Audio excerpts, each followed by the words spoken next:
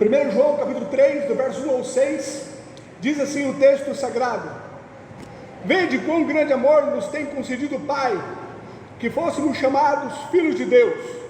Por isso, o mundo não nos conhece, porque não conhece a Ele. Amados, agora somos filhos de Deus, e ainda não é manifestado o que havemos de ser, mas sabemos que quando Ele se manifestar, seremos semelhantes a Ele, porque assim como é, o veremos. E qualquer que nele tem esta esperança, purifica-se a si mesmo, como também Ele é puro. Qualquer que comete pecado, também comete iniquidade, porque o pecado é iniquidade. E bem sabeis que Ele se manifestou para tirar os nossos pecados, e nele não há pecado. Qualquer que permanece nele não peca. Qualquer que peca não o viu, nem o conheceu. Pai, somos gratos pela sua bendita palavra esta que alimenta a nossa alma, fortalece o nosso espírito. Palavra esta, Pai, que nos faz conhecermos a Ti de uma forma verdadeira, de uma forma real. Suplicamos o auxílio do Teu Espírito Santo, para que, através, ó Pai, dessa ministração, cresçamos, ó Pai, no Teu conhecimento. Ilumina as nossas mentes, abre o nosso entendimento, e que as verdades que o Senhor quer nos proporcionar, que Tu me use para que eu edifique a Tua igreja, e aquelas que não vêm do Senhor, tapa os ouvidos dos Teus servos, dá a eles o discernimento, para que eles não ouçam, para que não retenham no coração. Senhor, sou grato por poder estar aqui ministrando a Tua palavra. Tu conhece meu coração, minha vida, e eu sou um vaso de barro, e o Senhor me usa para que o Teu nome seja glorificado, para que a excelência seja do Senhor. Sou grato a Ti em nome de Jesus, amém. Pode sentar, irmãos. Nós estivemos vendo no capítulo anterior dessa epístola de 1 João, no qual João ele vinha falando que os seus leitores eles deviam permanecer firmes na palavra de Deus, porque essa firmeza na palavra de Deus que poderia proporcionar a eles a verdadeira comunhão com Deus. Então João ele mostrou isso no capítulo anterior, que essa comunhão que podemos ter com Ele é resultado então deles se firmarem na palavra de Deus. João também ele mostrou no capítulo 2 que o verdadeiro cristianismo ele se caracteriza por nós conhecermos a Deus, e esse conhecimento de Deus ele deve resultar numa prática, numa vivência. Então ele mostrou que o verdadeiro cristianismo ele se caracteriza como resultado de um conhecimento de Deus. Nós temos que conhecer a Deus.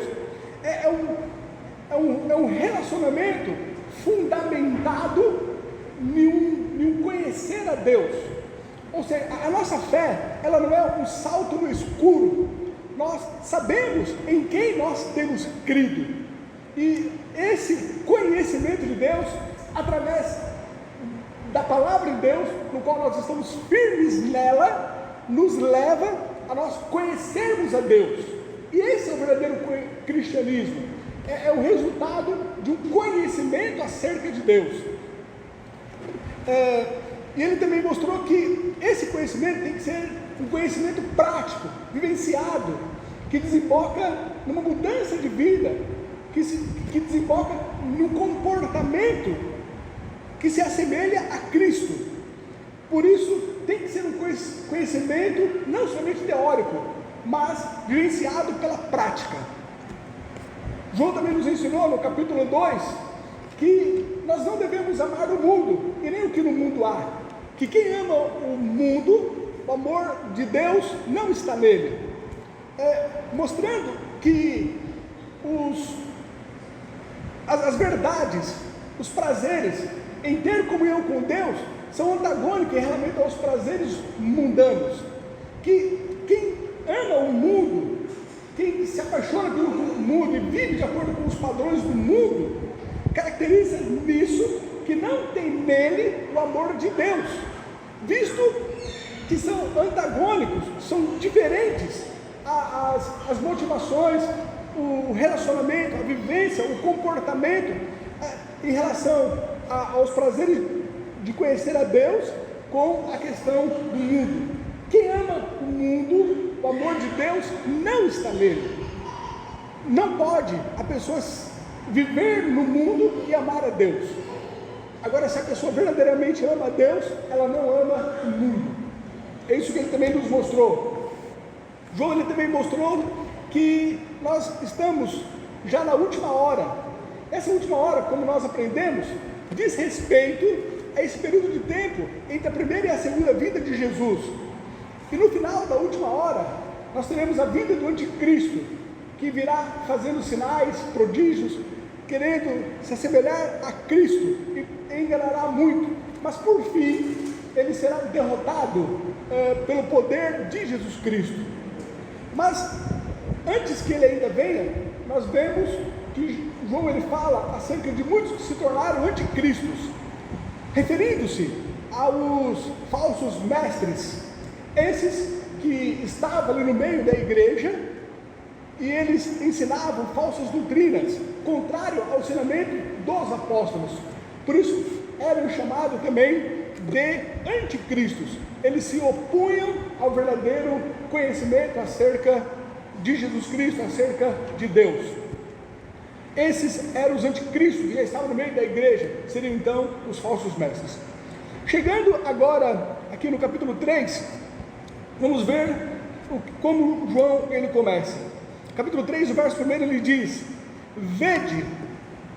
Esse vede aqui de João era algo no qual ele havia experimentado, tão maravilhoso, tão surpreendente, tão grandioso.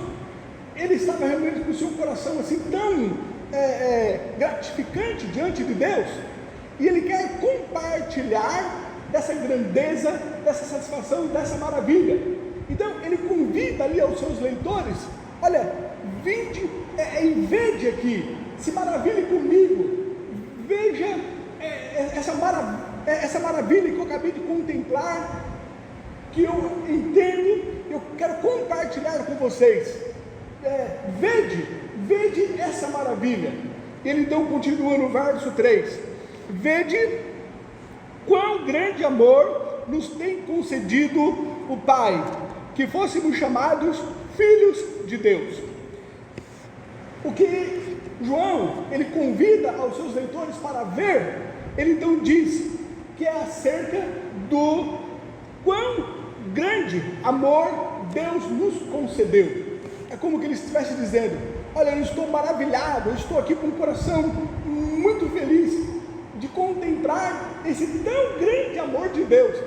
Venha ver comigo e contemple este amor juntamente comigo. Este amor que Deus ele tem para conosco. O amor de Deus é tão grande para conosco que ele nos fez filhos de Deus. Ele diz: vede quão grande amor nos tem concedido o Pai, que fôssemos chamados filhos de Deus. Olha, Deus ele nos ama de tal maneira, a ponto de ter enviado o seu Filho para morrer por nós, ainda pecadores, e nos tornou então filhos de Deus. Nessa mesma epístola, capítulo 4, do verso 9 e o verso 10, ele diz: nisso se manifestou o amor de Deus para conosco, que Deus enviou o seu Filho unigênito ao mundo, para que por ele vivamos. Nisto está o amor, não em que nós tenhamos amado a Deus, mas em que ele nos amou a nós, e enviou o seu Filho para propiciação pelos nossos pecados. Romanos, capítulo 5, o verso 8 diz: mas Deus prova o seu amor para conosco, em que Cristo morreu por nós, sendo nós ainda pecadores. Então, João, ele declara que a condição de nós sermos aqui filhos de Deus, não foi em virtude de alguma obra que nós tenhamos feito, não foi em virtude de nós merecermos sermos chamados filhos de Deus. Não fizemos nada que por trás, em virtude dos nossos feitos, merecêssemos ser chamados filhos de Deus. Mas Ele mostra que isso é resultado do amor de Deus para conosco.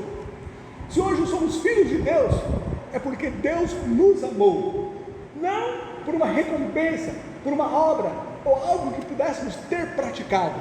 Somos filhos como resultado do amor de Deus. É isso que Ele nos diz aqui: vede quão grande amor nos tem concedido o Pai, que fôssemos chamados filhos de Deus.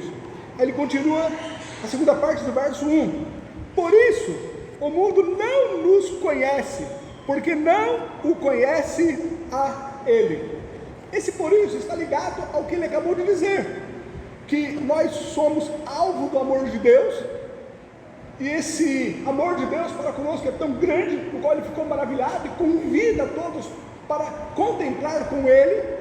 E Ele mostra que por isso, porque nós somos filhos de Deus, porque nós somos alvo do amor de Deus, o mundo então nos hostiliza, porque o mundo, ele não conhece a Deus, e como o mundo ele não conhece a Deus, ele não conhece aos filhos de Deus. É isso que ele diz aqui no final do verso 1: por isso o mundo não nos conhece. O motivo pelo qual o mundo nos rejeita, o motivo pelo qual o mundo nos hostiliza, o motivo pelo qual nós somos perseguidos pelo mundo, ele diz: por isso o mundo não nos conhece, porque não conhece a Ele. Da mesma forma que o mundo não reconhece a Jesus Cristo como Filho de Deus, como Salvador, enviado por Deus para morrer pelos nossos pecados, e o mundo então rejeita a Jesus Cristo, da mesma forma este mundo nos rejeita e nos hostiliza, porque não conhece a Ele. João capítulo 1 verso 10 diz: estava no mundo, e o mundo foi feito por Ele, e o mundo não o conheceu. João capítulo 14 verso 17: o Espírito de verdade que o mundo não pode receber, porque não o vê nem o conhece, mas vós o conheceis, porque habita convosco e estará em vós. João capítulo 17 verso 25: Pai justo, o mundo não te conheceu, mas eu te conheci, e antes que conheceram, e esses conheceram que tu me enviaste a mim. Essa hostilidade do mundo para com a igreja é em virtude dessa cegueira espiritual e deles estarem vivendo nas trevas. E essa cegueira espiritual no qual o mundo se encontra, e eles não conhecem a Deus, e resultado disso, eles não conhecem os filhos de Deus, porque estão cegos espiritualmente. 2 Coríntios capítulo 4, o verso 4 diz: nos quais o Deus desse século cegou os entendimentos dos incrédulos, para que eles não lhe resplandeça a luz do Evangelho da glória de Cristo, que é a imagem de Deus. Jesus ele ensina que esta hostilidade do mundo para conosco, ela pode se agravar de uma forma tal, que ela pode vir a se tornar uma perseguição, uma hostilidade mais ferrenha, a ponto de um mundo que não conhece a Deus, não nos reconhece também por sermos filhos dele, e eles estão cegos espiritualmente, e essa cegueira, essa hostilidade, essa rejeição pode se tornar inclusive uma perseguição contra a igreja. João capítulo 15, do verso 18 ao verso 19: se o mundo vos odeia, sabei que, primeiro do que a vós, me odiou a mim. Se vós fosseis do mundo, o mundo amaria o que era seu, mas porque não sois do mundo, antes eu vos escolhi do mundo, por isso é que o mundo vos odeia. João então ele coloca: olha, venha contemplar comigo, veja essa maravilha, e a maravilha que eu quero que vocês contemplem é o amor de Deus para conosco. Esse amor é tão grande que nos tornou filhos de Deus. Mas Este amor o mundo não reconhece, o mundo não consegue perceber isso, porque o mundo ele rejeita ao Jesus Cristo que foi enviado por Deus, assim rejeita também aqueles que são chamados filhos de Deus. Vede com grande amor nos tem concedido o Pai, que fôssemos chamados filhos de Deus.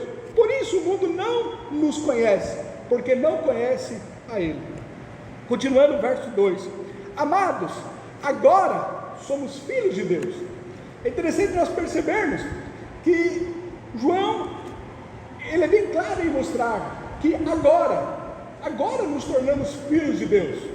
É importante percebermos que outrora nós éramos criaturas de Deus, mas não filhos. Nós não tínhamos comunhão com Deus, nós vivíamos em pecado, nós vivíamos separados de Deus, mas em Jesus Cristo, por causa da morte de Jesus Cristo por nós, por Jesus Cristo ter sido enviado por Deus e morrido na cruz em nosso lugar, os nossos olhos terem sido abertos e termos agora a salvação em Jesus Cristo, então agora somos chamados filhos de Deus. Outrora éramos apenas criaturas de Deus. João capítulo 1, do verso 11 ao verso 12 diz: veio para o que era seu, e os seus não o receberam, mas a todos quantos o receberam, deu-lhes o poder de serem feitos filhos de Deus, aos que creem no seu nome. Romanos capítulo 8, do 14 ao 16: porque todos os que são guiados pelo Espírito de Deus, esses são filhos de Deus. Porque não recebestes o espírito da escravidão, para outra vez estardes em temor, mas recebestes o espírito de adoção, de filhos, pelo qual clamamos, Abba Pai. E o mesmo Espírito testifica com o nosso espírito que somos filhos de Deus. Agora nós somos filhos de Deus em Jesus Cristo. Ele continua no verso 2: amados, agora somos filhos de Deus, e ainda não é manifestado o que havemos de ser.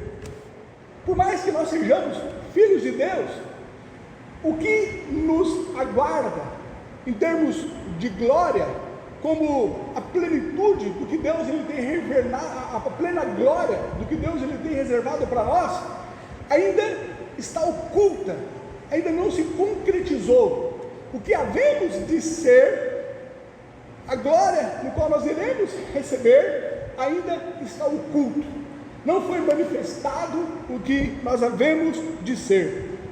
Olha o verso 2: e ainda não é manifestado o que havemos de ser. Nós, juntamente com a criação, nós aguardamos essa gloriosa manifestação, que ainda está oculto, os nossos olhos ainda não contemplaram, mas nós sabemos que iremos ser semelhantes a Cristo, queremos ter um corpo glorificado, mas ainda não foi manifestado o que havemos de ser. E nós, juntamente com a criação, nós estamos aguardando essa gloriosa manifestação. Romanos capítulo 8, do 18 ao 21 diz: porque para mim tenho por certo que as aflições deste tempo presente não são para comparar com a glória que em nós há de ser revelada, porque a ardente expectação da criatura espera a manifestação dos filhos de Deus, porque a criação ficou sujeita à vaidade, não por sua vontade, mas por causa do que a sujeitou, mas na esperança de que também a mesma criatura será libertada da servidão, da corrupção, para a liberdade da glória dos filhos de Deus. Ainda não foi manifestado o que havemos de ser. Continua aqui o verso 2: mas sabemos que quando ele se manifestar, João declara que o que havemos de ser, se manifestará, mas isso por ocasião da segunda vinda de Cristo. Quando Jesus ele voltar para buscar os seus, quando ele vier, quando ele se manifestar, é o que ele diz aqui no verso 2: mas sabemos que quando quando Ele se manifestar. Então, o que havemos de ser, nós iremos descobrir, será manifesto a glória no qual nos espera há de vir quando Ele se manifestar, ou seja, na segunda vinda de Cristo. Aí ele continua aqui no verso 2: mas sabemos que quando Ele se manifestar, seremos semelhantes a Ele, porque assim como é, o veremos. João, agora de uma forma muito aberta, transparente, de uma forma que nós possamos entender, ele diz que seremos semelhantes a Ele, porque assim como Ele é, o veremos. A glória dos filhos de Deus ainda há de se manifestar, mas quando ela se manifestar, João aqui declara o que é essa glória. É que consiste de nós sermos semelhantes a Ele. Nós iremos ser semelhantes a Jesus Cristo. A mesma glória do corpo ressurreto de Jesus Cristo é que nós iremos ser. Essa glória que há de se manifestar, essa glória que ainda está oculta, mas que virá e nós iremos receber, é o fato de sermos semelhantes a Cristo. Colossenses capítulo 3, o verso 4 diz: quando Cristo, que é a nossa vida, se manifestar, então vós vos manifestareis com Ele em glória. João aqui ele tem em mente a transformação dos corpos dos crentes, que será semelhante ao corpo ressurreto e glorioso de Cristo. Filipenses capítulo 3, o verso 21 diz que transformará o nosso corpo abatido para ser conforme o seu corpo glorioso, segundo o seu eficaz poder de sujeitar também a si mesmo todas as coisas. Isso de nós termos um corpo glorificado, essa glória que há de se manifestar, o que ainda está oculto, mas na ocasião da vinda de Jesus Cristo se manifestará, e o que há de se manifestar é que seremos semelhantes a Cristo, teremos um corpo igual ao de Jesus Cristo, com esse mesmo corpo ressurreto e glorioso. Isso ocorrerá quando Ele voltar. Aqueles que estiverem vivos terão os seus corpos transformados, e os que porventura já tiverem dormido, quando Ele voltar, eles irão ressuscitar com um corpo glorificado, e todos nós então iremos encontrar a Jesus Cristo, e na ocasião então da sua vinda, isso irá se manifestar, ou seja, teremos um corpo glorificado semelhante a Ele. 1 Coríntios capítulo 15, do 50 ao 52 diz: e agora digo isto, irmãos, que a carne e o sangue não pode herdar o reino de Deus, nem a corrupção herdar a incorrupção. Eis aqui vos digo um mistério: na verdade nem todos dormiremos, mas todos seremos transformados, no momento, no abrir e fechar de olhos, ante a última trombeta, porque a trombeta soará, e os mortos ressuscitarão incorruptíveis, e nós seremos transformados. É o que diz aqui o verso 2. Mas sabemos que quando Ele se manifestar, seremos semelhantes a Ele, porque assim como é, o veremos. Essa glória de termos um corpo glorificado, ocorrerá então por ocasião da segunda vinda de Jesus, quando Ele vier buscar a sua igreja. Verso 3: qualquer que nele tem esta esperança.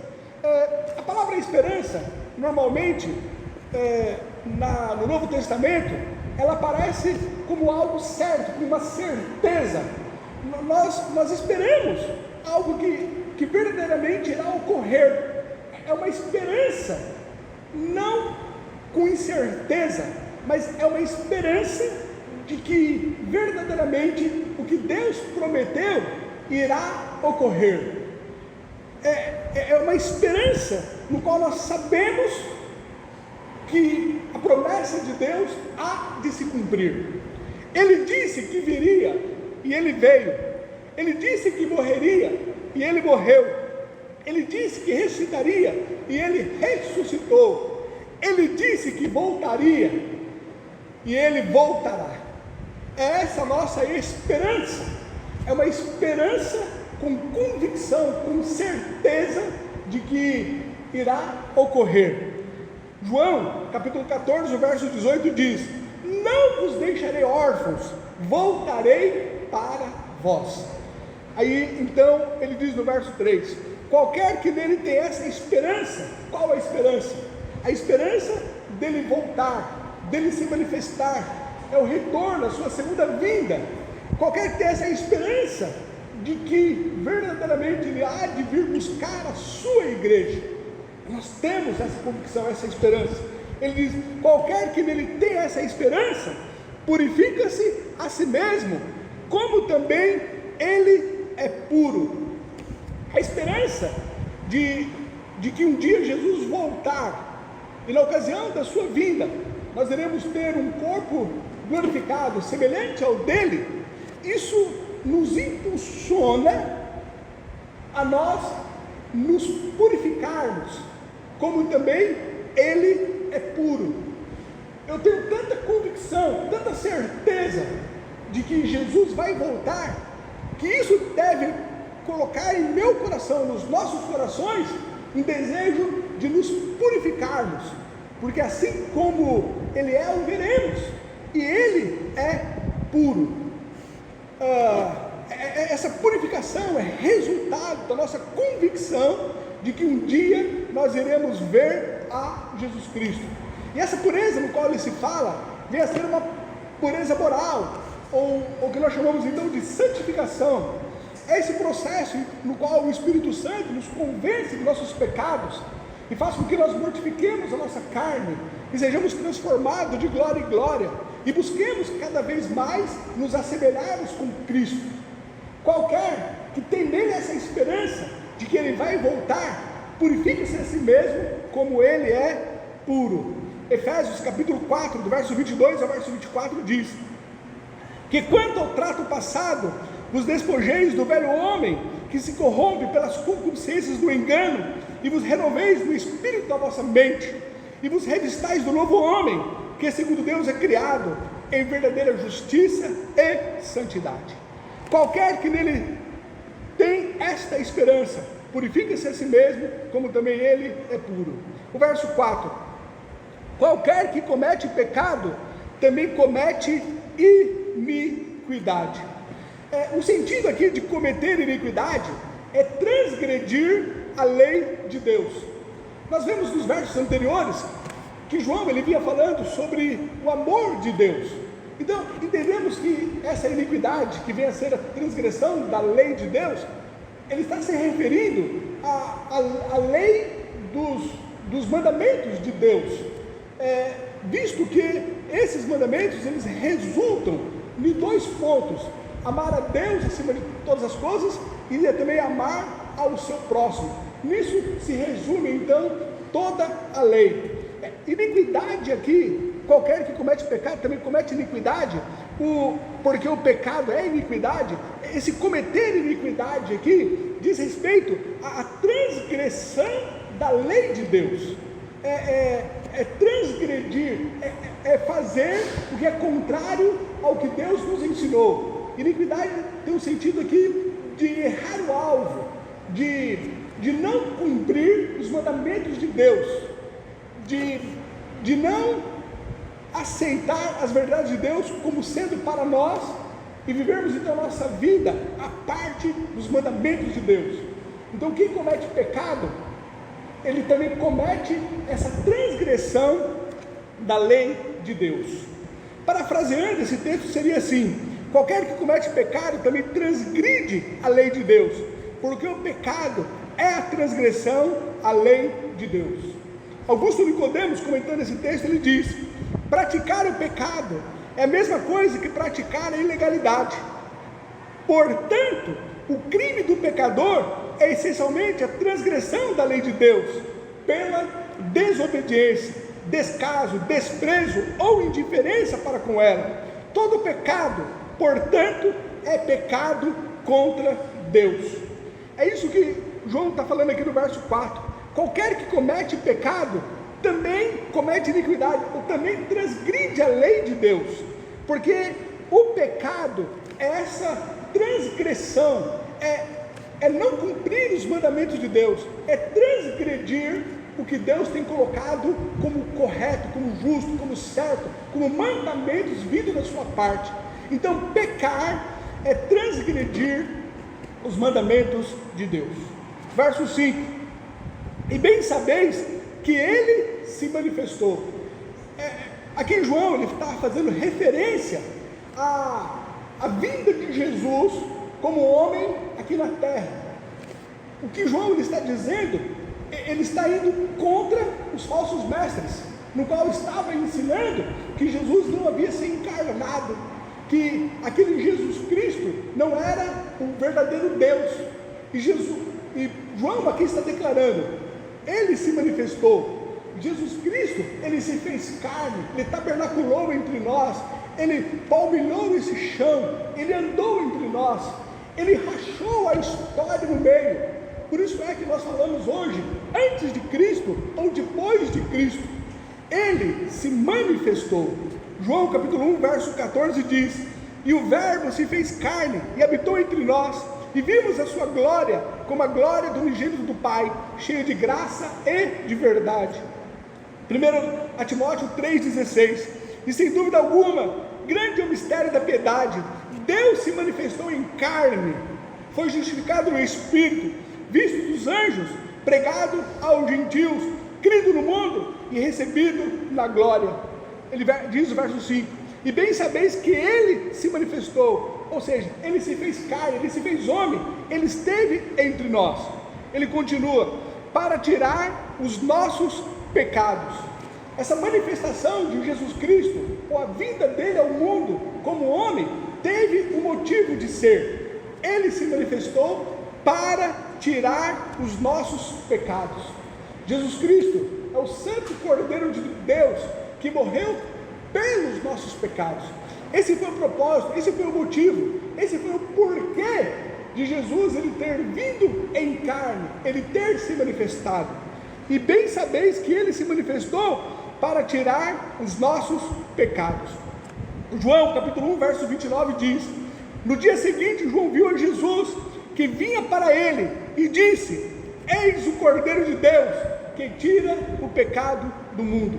Esse tirar os pecados, ele não constitui somente em pagar a nossa culpa, mas o fato de Jesus Cristo ele tirar os nossos pecados, ele também nos dá uma condição de hoje nós termos poder sobre o pecado, ou seja, nós temos uma vitória diante do pecado.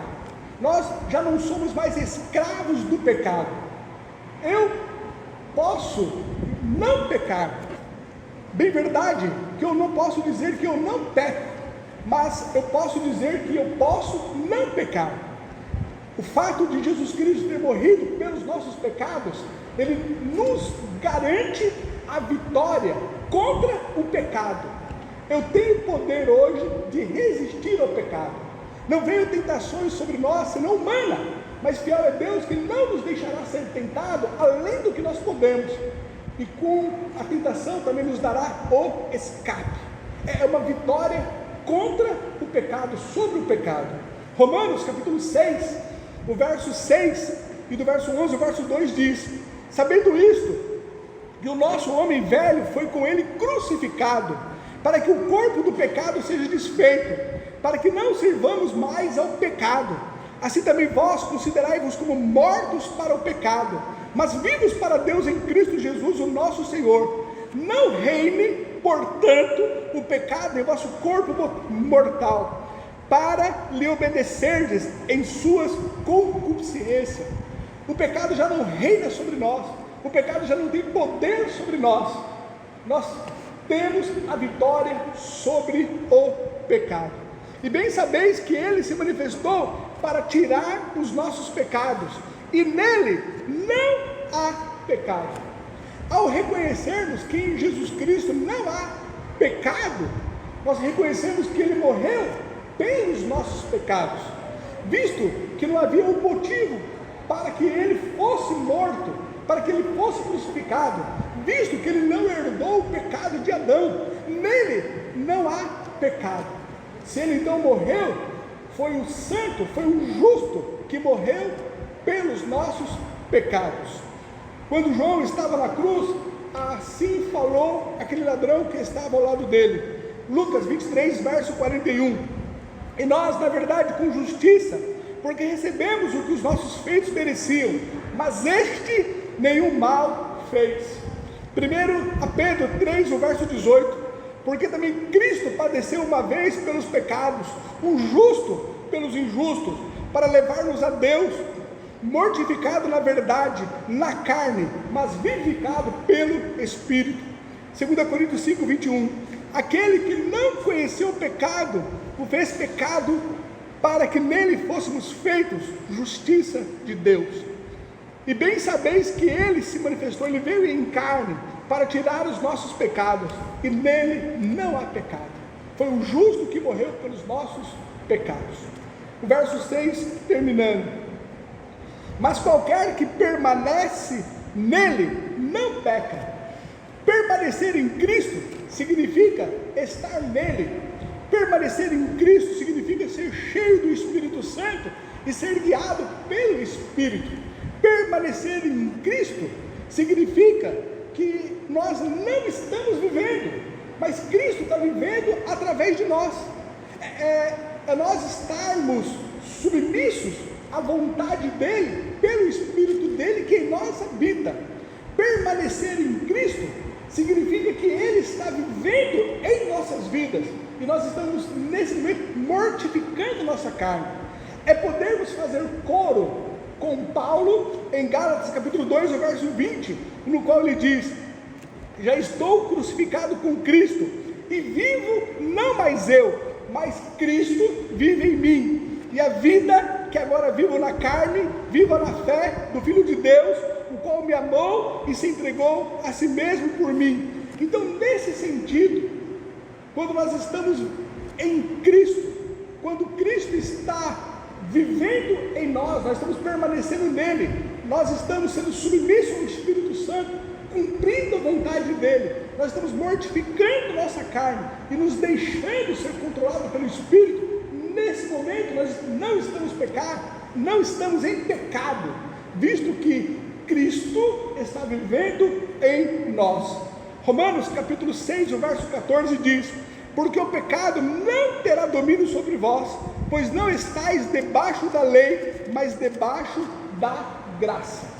Nós estamos sendo levados pelo Espírito, cheios do Espírito, controlados pelo Espírito, mortificando a nossa carne, e nesse momento em que Cristo está vivendo em nós, nós não estamos vivendo em pecado.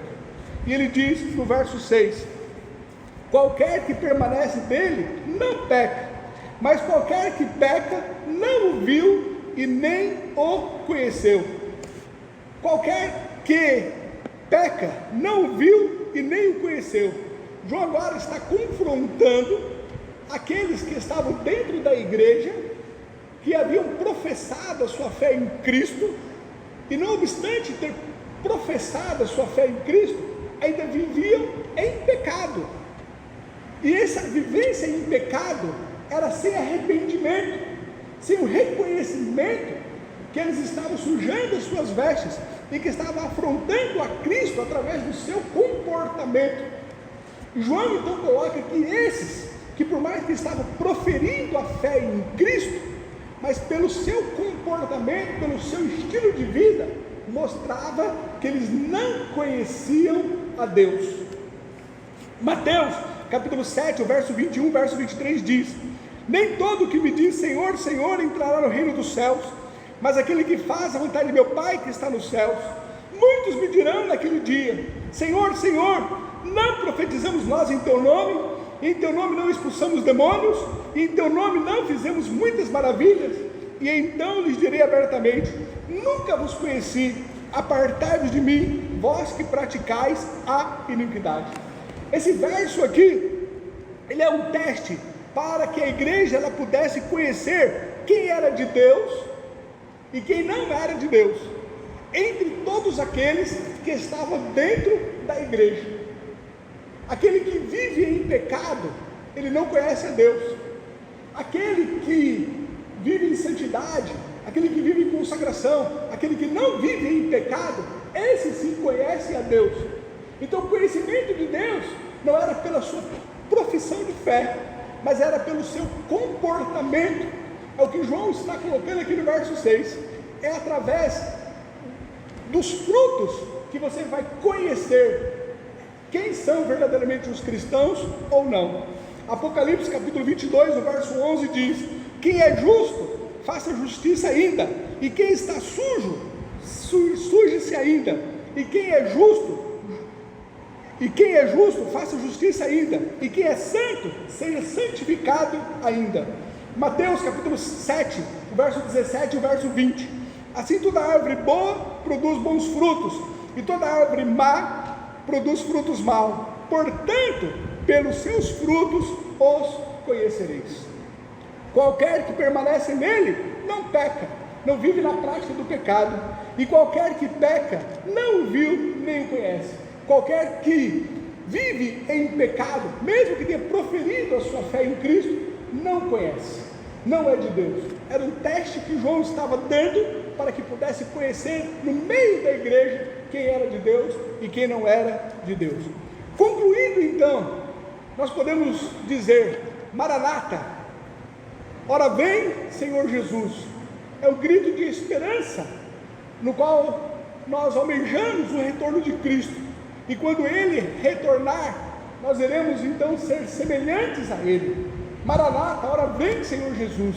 Mas a nossa esperança, o nosso desejo de que Ele venha, nos leva à santificação, nos leva a sermos puros como Ele é puro, nos leva a nós mostrarmos que somos dele, não por causa da nossa profissão de fé, mas por causa do nosso comportamento.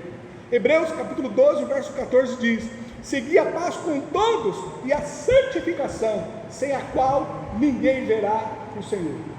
Que Deus nos abençoe. Vamos orar. Ó Deus, em nome do Senhor Jesus Cristo, nós suplicamos, ó Pai querido, que o Senhor coloque em nossos corações o desejo de consagração, o desejo de santificação, o desejo de viver, ó Pai querido, para a Tua glória. Que a nossa esperança de um dia vermos o Senhor nos ares e nos encontrarmos com o Senhor, coloque em nós esse desejo, ó Pai querido, de nos consagrarmos e de sermos puros e de vivermos para a Tua glória. Para tanto eu suplico, auxilia-nos pelo Teu Espírito Santo, porque nós por nós mesmos não conseguimos. Ajuda-nos, ó Deus, pelo Teu Espírito. Eu oro ao Senhor em nome de Jesus. Amém.